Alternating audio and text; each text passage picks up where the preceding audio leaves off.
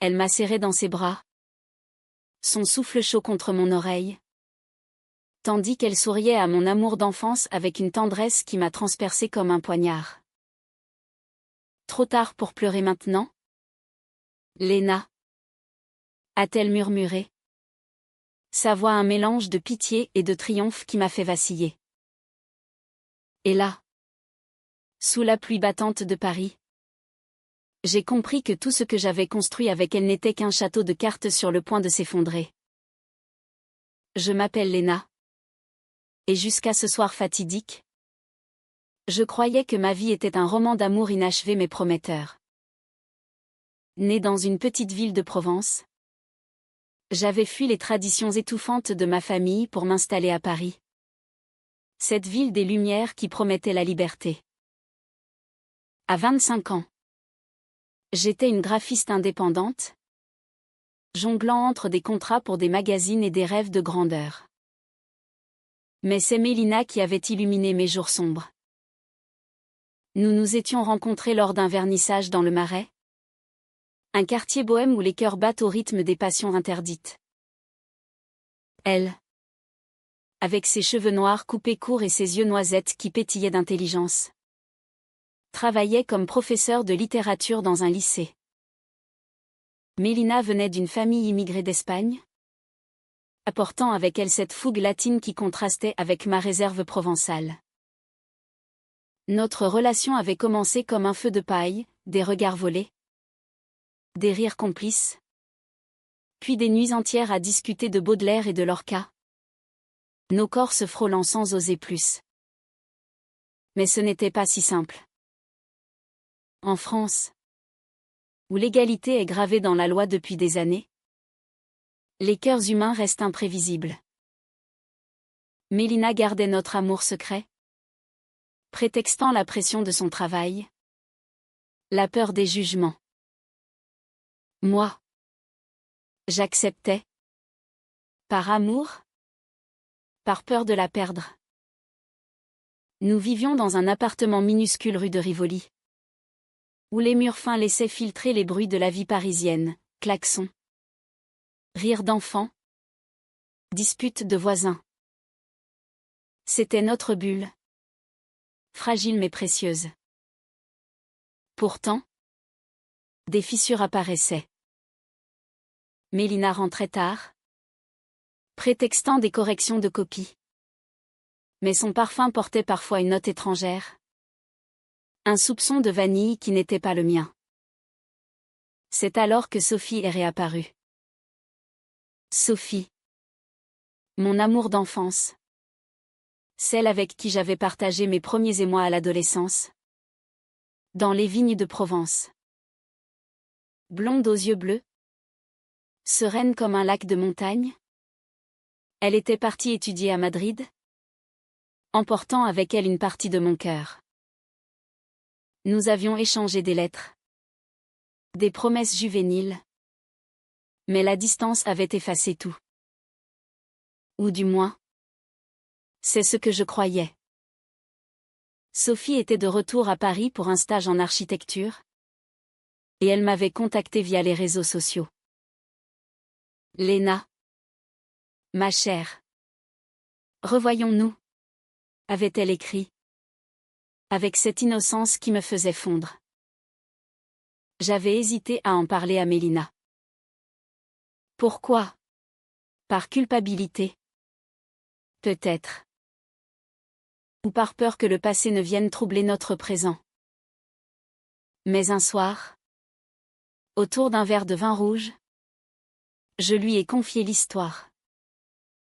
Mélina a écouté. Les yeux brillants.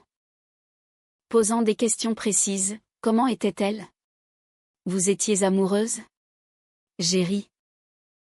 Minimisant, c'était l'adolescence. Mélina. Des baisers volés? Rien de plus. Elle a hoché la tête. Mais quelque chose dans son regard m'a alerté. Une ombre. Fugitive. Les jours suivants, Mélina est devenue distante. Elle annulait nos dîners. prétextant des migraines. Moi. Je me réfugiais dans mon travail, dessinant des affiches pour une exposition sur les droits des femmes. C'était ironique, je prônais l'empowerment, alors que dans ma vie privée, je me sentais impuissante. Puis vint l'invitation de Sophie à un café. J'y suis allée seule, le cœur battant. Nous avons parlé des années passées, ri des souvenirs. Tu n'as pas changé, Léna. Toujours cette fougue intérieure, m'a-t-elle dit en posant sa main sur la mienne. Un geste innocent, mais qui m'a fait rougir. De retour à l'appartement, Mélina m'attendait, les bras croisés. Comment était Sophie, a-t-elle demandé d'un ton sec. J'ai haussé les épaules, bien. Nostalgique. Elle n'a rien dit de plus. Mais cette nuit-là, elle m'a serré plus fort que d'habitude, comme si elle craignait que je m'échappe. Les soupçons ont commencé à germer. Un message sur son téléphone. Vu par hasard, rendez-vous demain. Ma belle. S. Mon cœur s'est serré. Était-ce Sophie? Impossible. Pourtant, je l'ai suivie un après-midi, me sentant misérable comme une espionne de bas étage. Elle est entrée dans un café du quartier latin. Et là, attablée, Sophie l'attendait. Elles se sont embrassées sur les joues. Mais le regard de Mélina, c'était le même que celui qu'elle me réservait autrefois. J'ai fui, les larmes aux yeux. Était-ce une trahison? Ou mon imagination? Ce soir-là. Confrontation. Mélina. Qu'est-ce que ça veut dire? Ai-je crié. Elle a nié. Riant presque, c'est ridicule. Léna. Sophie est ton amie. Je voulais juste la connaître. Mais ses yeux fuyaient les miens. Le doute s'est installé, comme un poison lent. Les semaines suivantes furent un tourbillon d'émotions. Mélina alternait entre tendresse excessive et colère soudaine. Moi. Je me repliais sur moi-même, questionnant chaque geste. Sophie, de son côté, m'envoyait des messages innocents, on se voit bientôt? J'hésitais, déchirée entre l'amitié et la suspicion. Puis vint le secret révélé. Un soir, en fouillant dans ses affaires honte à moi, j'ai trouvé des lettres. Des lettres en espagnol, passionnées, signées de Sophie. Elles dataient de Madrid, mais continuaient ici, à Paris. Mélina et Sophie se connaissaient depuis des mois, via un groupe d'expatriés. Leur lien avait commencé comme une amitié, mais avait évolué en quelque chose de plus profond.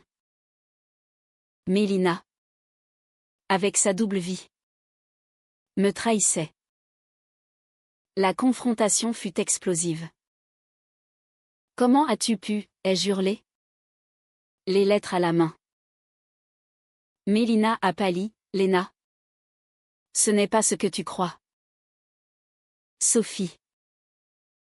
Elle m'a aidé à comprendre mes racines espagnoles. Et puis, elle s'est tue, les yeux emplis de larmes. Et puis quoi? Tu l'aimes, ai-je insisté. Elle a hoché la tête. Brisée, je t'aime toi. Mais elle. C'est différent. Ce fut le début de la fin. Je suis partie cette nuit-là, errant dans les rues de Paris, sous les lumières des Champs-Élysées. Le monde semblait s'effondrer. Comment en étions-nous arrivés là? Moi, qui avait tout donné pour cet amour, me sentait vide. Mais le destin n'en avait pas fini. Sophie m'a appelé le lendemain. Léna. Il faut qu'on parle. Mélina m'a tout dit. Rendez-vous dans un parc, sous les arbres centenaires. Elle m'a expliqué, Mélina l'avait contactée après mon récit. Curieuse. Elle s'était liée. Partageant des origines latines, Sophie avait des ancêtres espagnols. Mais Mélina avait caché notre relation, prétendant être célibataire. Sophie, innocente, était tombée amoureuse. Je ne savais pas. Léna. Je suis désolée. Ses larmes étaient sincères. Moi. Déchirée entre rage et pitié. Comment haïr quelqu'un qui avait été manipulé comme moi? Les jours suivants furent un chaos intérieur. Mélina me suppliait de revenir, promettant de changer. Mais le trust était brisé. Je me réfugiais chez une amie, questionnant mon identité, mes choix. Étais-je destinée à la solitude? Pourtant, au milieu de la tempête, une lueur, Sophie et moi renouions. Pas comme amante, mais comme âme sœur blessée. Nous parlions des heures, guérissant mutuellement. Mélina, de son côté, affrontait ses démons. Sa famille espagnole, conservatrice, l'avait rejetée autrefois pour son orientation. C'est pourquoi elle cachait tout. Sa trahison n'était pas de la malice, mais de la peur profonde. Un soir, elle est venue me voir. Léna, je t'aime. Mais je dois me trouver moi-même.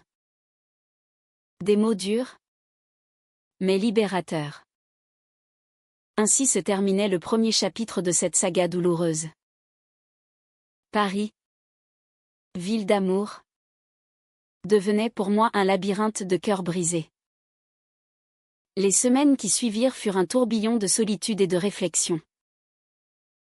Je m'étais installée temporairement chez ma meilleure amie, Claire, dans un appartement haussmannien du 11e arrondissement. Claire, avec sa chevelure rousse flamboyante et son franc-parler, me secouait. Léna, tu mérites mieux que cette mascarade. Mélina t'a trahi. Point final. Mais au fond de moi, je savais que c'était plus nuancé. L'amour n'est pas noir ou blanc, il est teinté de gris, de regrets et de peurs enfouies. Mélina m'appelait tous les jours, laissant des messages larmoyants. Reviens? S'il te plaît. Je ne peux pas vivre sans toi. Je les effaçais. Mais chaque fois, une partie de mon cœur saignait. Notre relation avait été si intense, si fusionnelle. Je me rappelais nos promenades le long de la Seine, main dans la main, chuchotant des promesses éternelles. Comment tout cela avait-il pu s'effriter? Sophie, quant à elle, devenait une présence constante. Nous nous voyions souvent, pour des cafés ou des balades au jardin des Tuileries. Elle me confiait ses propres tourments, son retour à Paris avait été motivé par un échec sentimental en Espagne. J'espérais te retrouver, Léna. Comme une encre dans la tempête. Ces mots me touchaient, ravivant des souvenirs doux amers de notre adolescence. À 16 ans, nous nous étions embrassés pour la première fois derrière un olivier, le cœur battant la chamade. C'était innocent, pur. Mais la vie nous avait séparés. Un après-midi, alors que nous marchions sous un ciel gris, Sophie a posé la question fatidique, et si Mélina n'était pas la bonne pour toi? J'ai stoppé net, les yeux emplis de larmes. Tu insinues quoi? Que toi? Tu le hais? Elle a rougi, non. Léna. Juste que tu mérites quelqu'un qui t'aime sans secret. Mais son regard trahissait plus. Était-ce de la jalousie? Ou un amour renaissant? Pendant ce temps, Mélina sombrait. J'appris par des amis communs qu'elle avait pris un congé maladie. Se cloîtrant chez elle. Sa trahison, je le comprenais maintenant, était ancrée dans son passé.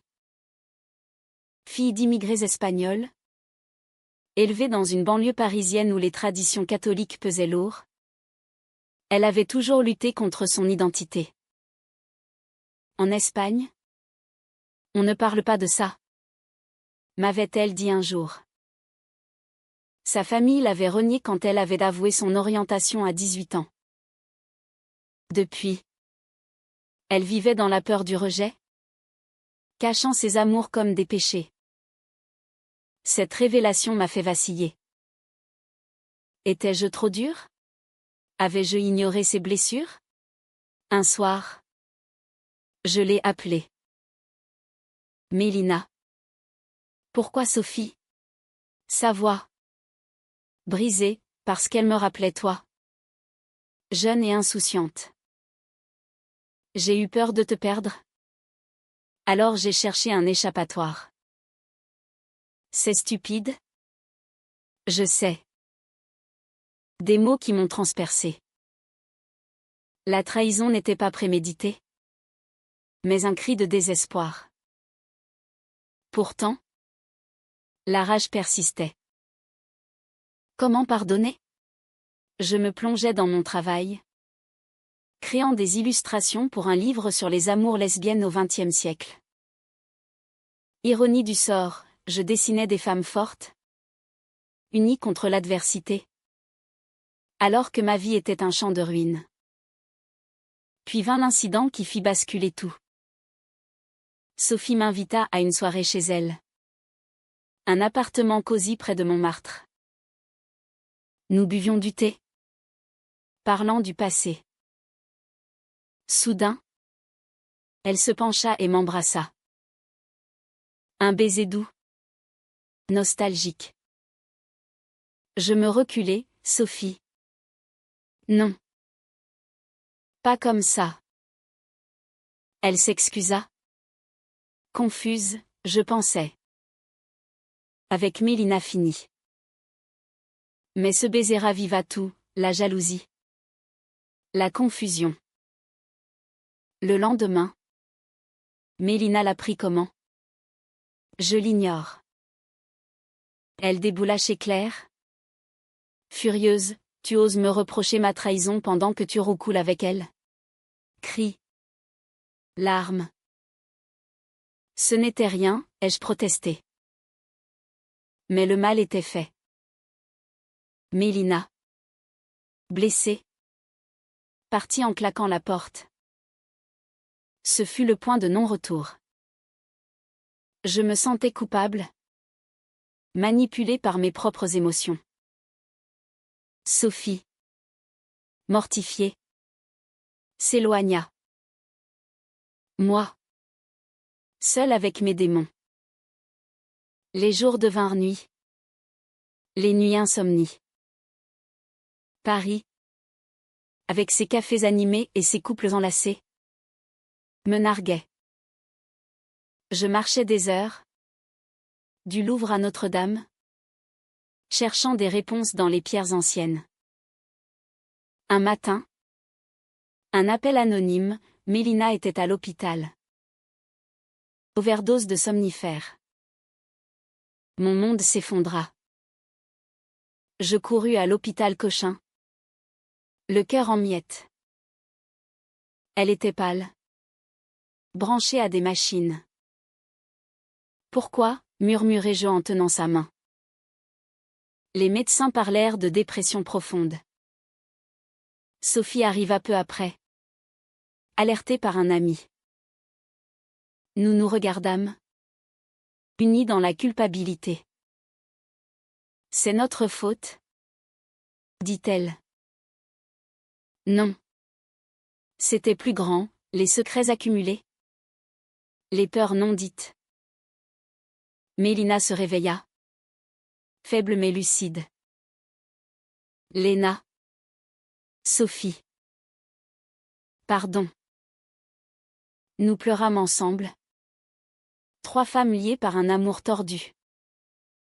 Ce fut le début d'une guérison lente. Mélina accepta une thérapie, affrontant son passé espagnol. Moi, je questionnais mes propres insécurités. Sophie, elle, décida de repartir à Madrid, nous laissant guérir.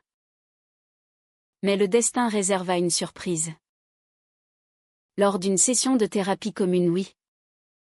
Nous en étions la Mélina à voix, j'aime Léna. Mais Sophie, tu es mon amie maintenant. Un triangle transformé en cercle de soutien. Pourtant, les cicatrices restaient. Je rentrais chez nous, hésitante. On recommence, demandai-je. Elle sourit, lentement. Paris reprit ses couleurs. Nous marchions main dans la main. Sans secret. Mais au fond, je savais que la confiance se reconstruit brique par brique.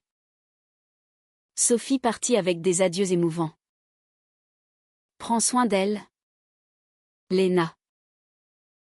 Je promis. Ainsi, le 2e chapitre se clôturait sur une note d'espoir fragile, teintée de drame. L'amour, en France ou ailleurs, est une danse périlleuse. Les mois suivants furent une renaissance prudente. Mélina et moi reprîmes notre vie commune, mais avec des règles nouvelles, transparence totale, thérapie hebdomadaire.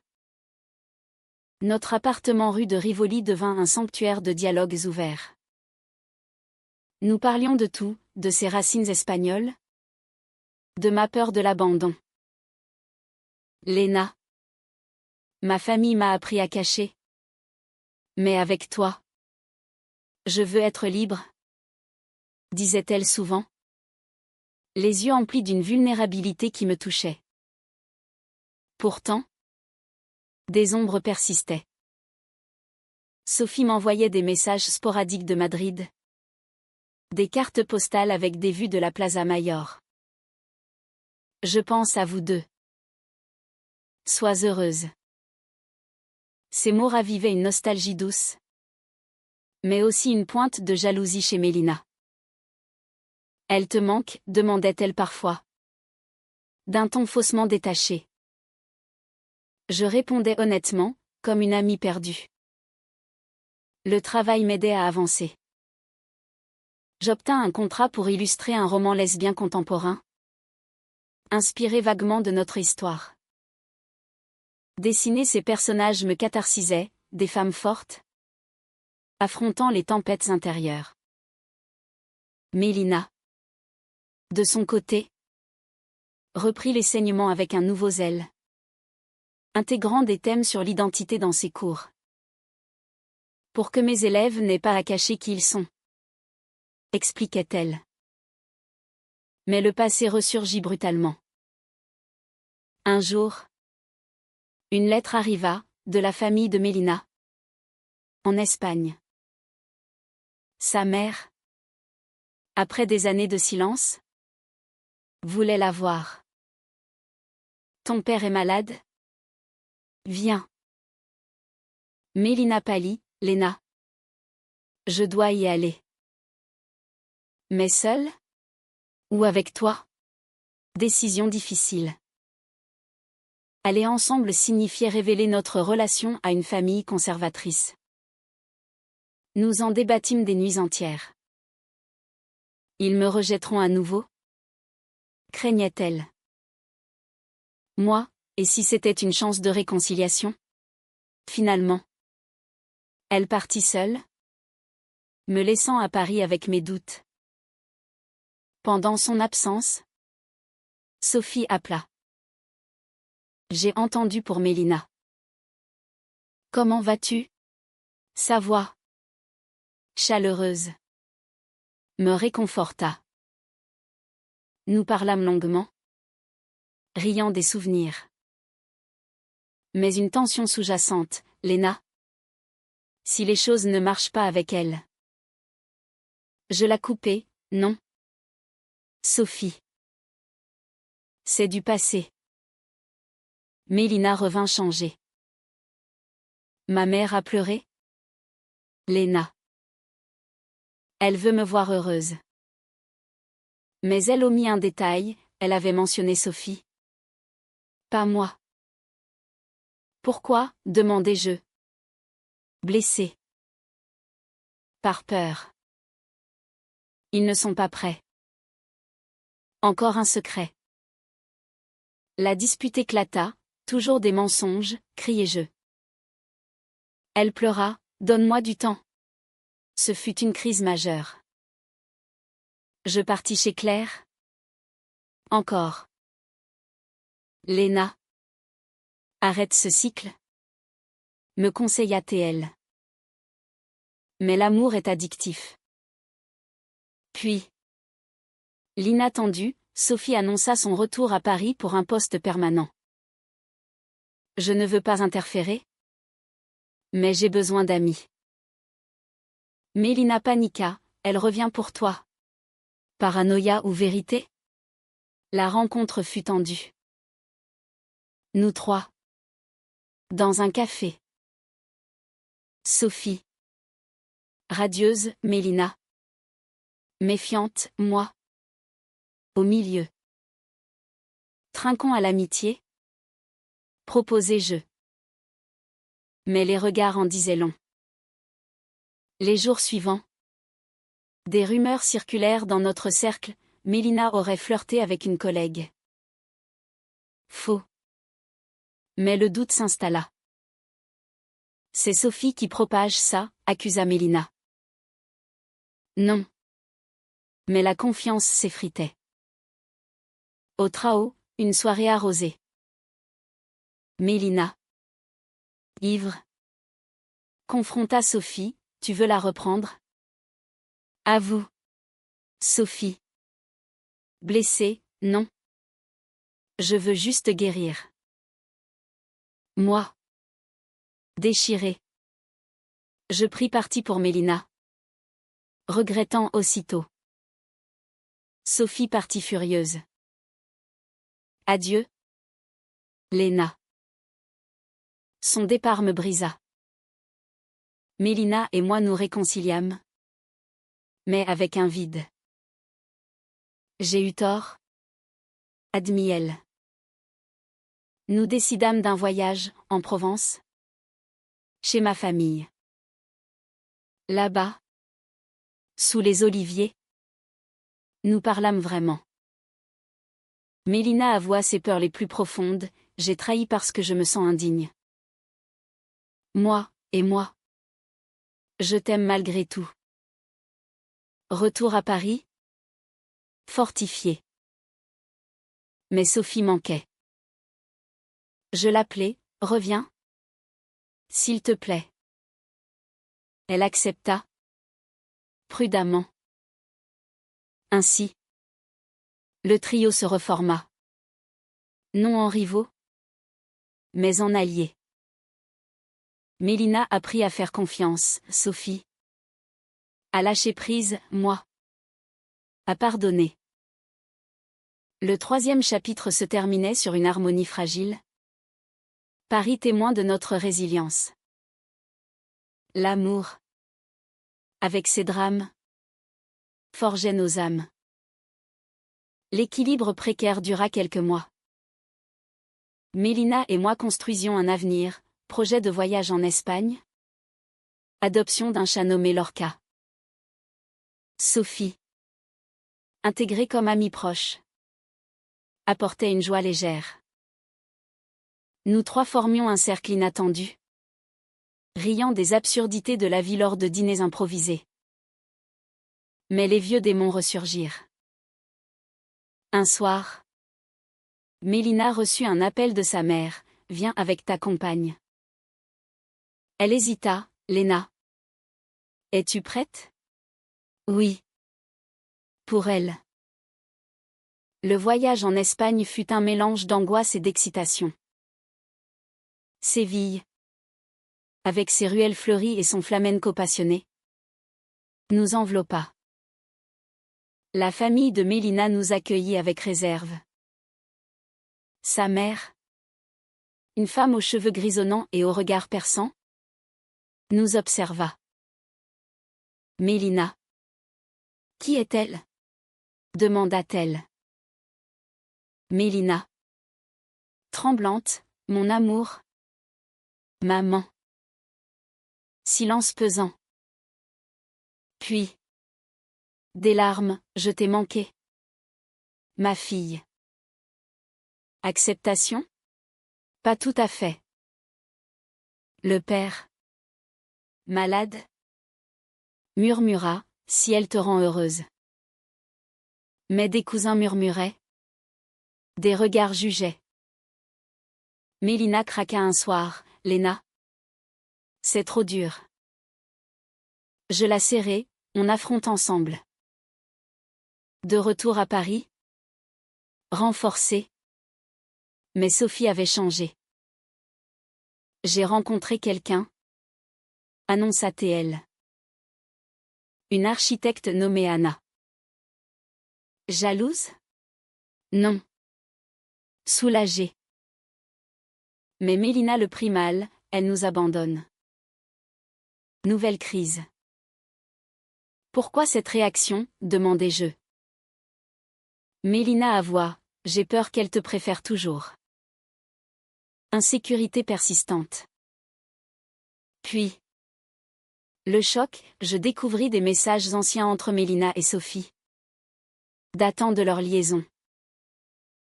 Pas effacés. Pourquoi les garder ? Hurlai-je. Elle, pour me rappeler mes erreurs. Excuse boiteuse. La confiance vola en éclats. Je partis. Cette fois pour de bon ? Chez Claire. Je pleurais, c'est fini. Sophie. Informée.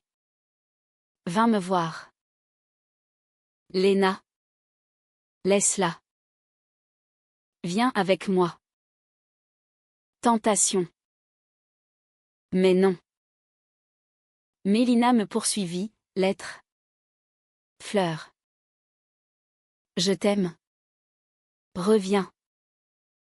Déchiré. Je cédai à une rencontre. Dans un parc. Sous la pluie. Elle m'embrassa. Trop tard pour pleurer maintenant ? Murmura-t-elle, souriant à travers les larmes.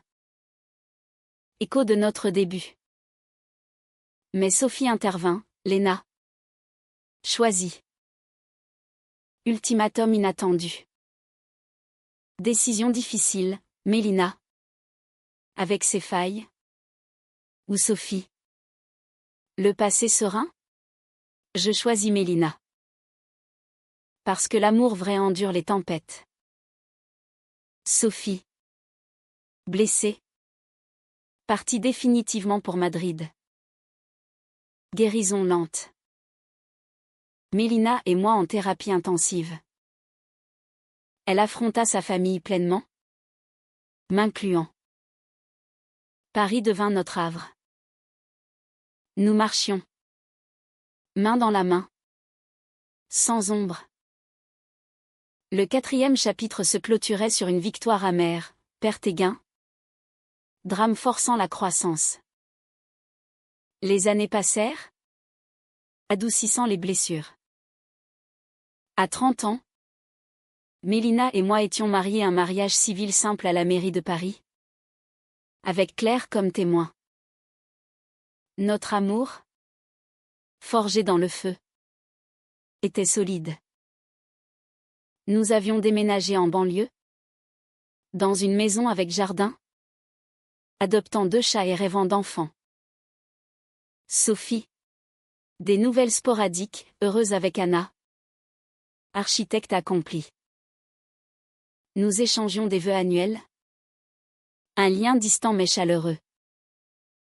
Pourtant, des échos du passé surgissaient. Un soir, Mélina trouva une vieille photo de Sophie et moi. « Tu regrettes ?» demanda-t-elle. Non. C'était une leçon. Notre vie était riche, voyage en Espagne, où sa famille nous acceptait enfin, mon succès comme illustratrice. Avec un livre publié sur les amours résilientes. Mais le destin testa une dernière fois. Mélina tomba malade, un cancer. Détecté tôt.